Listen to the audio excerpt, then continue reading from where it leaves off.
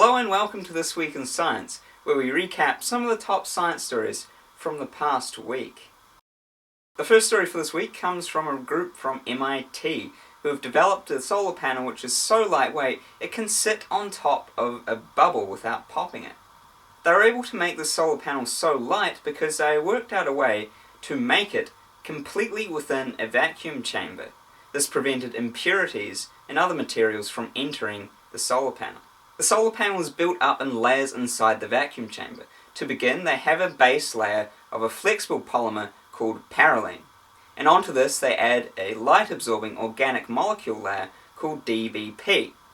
And on top of this organic molecule they add a protective coating of parylene, which prevents the organic molecules from getting destroyed. This process creates a solar panel which, as I said, was so light it could sit on top of a bubble. And the group hopes that this technology will be able to be implemented into everyday items, like we could have a layer of solar panels across our clothes and we wouldn't ever notice it, but it would be collecting electricity all the same. This is a very cool development in solar panels, that we're able to actually make something which is extremely lightweight and actually quite flexible. But the group thinks it'll be a while before the technology is commercialized and we have it in our everyday lives. For the next story, scientists across the world have created a kind of biological computer. Led by a group at Technische Universität, they've created a parallel computer driven by biomolecular motors. This parallel computer system allows us to solve some problems that a traditional series computation would find quite difficult. The computer is made out of a set of nanotubes which are modelled specifically for the question at hand. And then starting at one corner, biomolecules are released into the nanotube network and find their way to the end of the system. Where the biomolecules end up gives you the answer to the question you were looking for. This technique has proven quite successful in solving problems in combinatorics, and the time required to find a solution escalates as 2 times the size of your problem, as opposed to the traditional series computers, which escalates as the exponential, 2 times the size of your problem. So this is a very cool new technique using biomolecules and nanotubes to act as a computer. It'll be very interesting to see how this technology has moved forward into the future. Moving from molecules to endless expanses of space, astronomers at the CSIRO in Australia have detected a fast radio burst. And they've not just detected it, they've also measured the distance to it.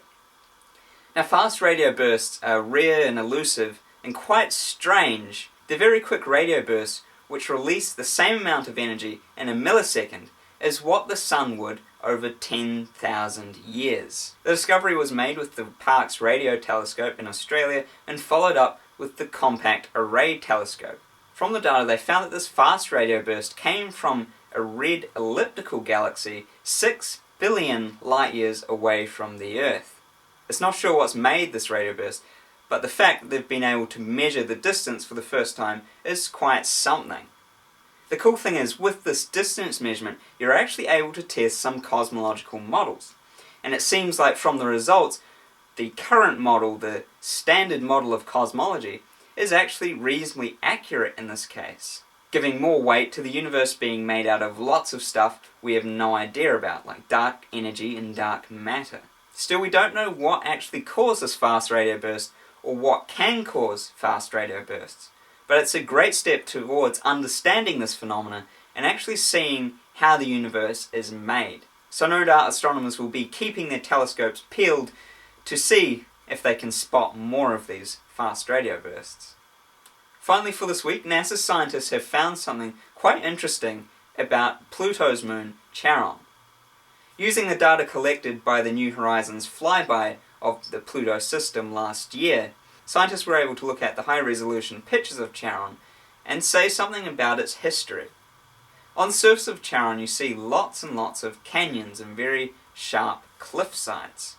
Now what scientists think is that in Charon's distant past it had deep underground oceans, which eventually froze out, and as the water froze, the ice expanded, pushing up onto the surface and breaking it, creating these big canyons, which are around 1,800 kilometres long and 7 kilometres deep, which is about 4 times larger than the Grand Canyon here on Earth, and puts it among some of the biggest canyons in the solar system.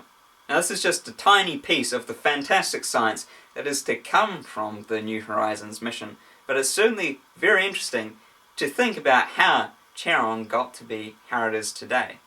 And it's very interesting to think of what we may find out about the Pluto system going forward into the future.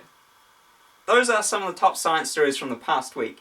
If you want to find out any more information about any one of those stories, check out the description for links to some articles about them. And if you like this video, please do leave a like, and come back next week to find out what happened this week in science.